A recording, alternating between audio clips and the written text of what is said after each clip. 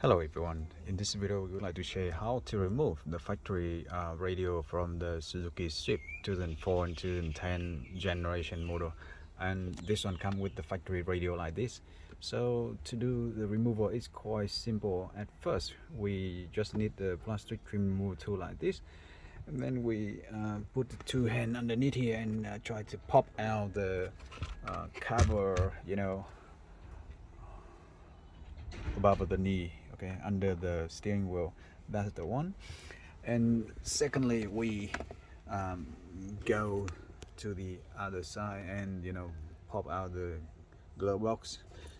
You can put this one on the side and twist, and then this tab come out, the other side twist, and the tab out, and then you pull out the glove box easily because it has two clamp over here. That's the only thing for the glove box. The reason because there are two 10mm bolts and screw style, on the side, left and right.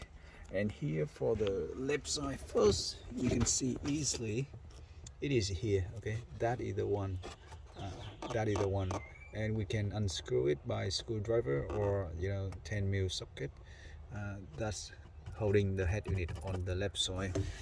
And the same thing on the same side, but this side is a bit very interesting. You look up here and you see that, okay, that is the one. Okay, that is the one.